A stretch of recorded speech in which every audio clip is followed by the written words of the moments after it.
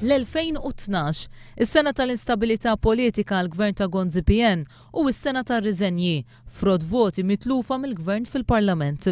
B'dan il-mod uħud mill-gazzetti tal-ħadd jelenkaw l-aktar momenti kritiċi fit-tmexxija ta' Gonzi PN li ġraw din is-sena.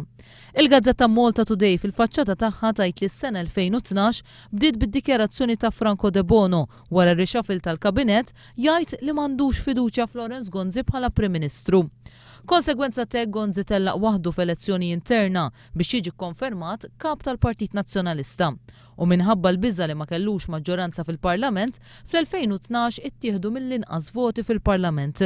Fl-2012 Florence Gonzi tilef il-Ministru Carmen Mifsud Bonnici wara vot fil-Parlament frott ta' nuqqasijiet kbar fl-oqsma tal-ġustizzja u l-intern.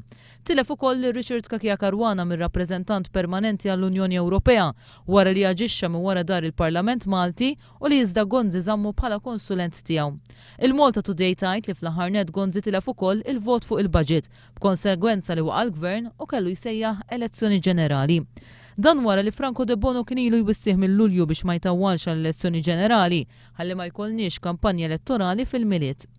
L-istess analiżi ssir f'artiklu fil-Gazzetta Llum bl-isem l-2012 skont Franco De Bono. L-lum tajt li minkejja li xi kultant il-metodi tad-deputat Franco De Bono setgħu qajmu mistoqsijiet, jibqa' l-fatt li De Bono kien strumentali biex iqajjem dibattitu fil-pajjiż dwar il-ħtieġa ta' riformi importanti. L-lum tajt li minkejja diversi fallimenti tostingat, riforma ta' trasport pubbliku, it-telf finanzjarju kbir li ġarbet it-tarsna bil-kuntratt tat-tiswija tal-vapuri tal-Fairmount u loti tal-kuntratt tal-Power Station lill-BWSC li bil-midunet bdiet bil-problemi fl-operat tagħha u taħdem bl-aktar żejt li jniġġes gatt iżda baqa' fil-kabinett. Ħaġa li komplet tassigura li fl-10 ta' Diċembru Franco De Bono jivvota kontra l-budget. Fil-paġni ta' ġewwa li llum btitlu ieħor l-2012 sena li bdiet u spiċċat bl-inkwiet għal Gonzi. Is-Sunday Times permezz ta' ritratti tirrakkonta wħud mill-aktar intervisti importanti fuq din il-gazzetta. Iġġib ritratt tal-mexxej Laburista Joseph Muscat jgħid li m'għadux iż-żmien tal-partiti politiċi. Tikkwota lill Prim Ministru jgħid li l-Gvern għamel dak li skontu kien neċessarju fi storja kera. U lil De Bono jgħid li hu m'għandux ħtija l-fatt li l-Parlament u l-pajjiż inżammu sospiżi.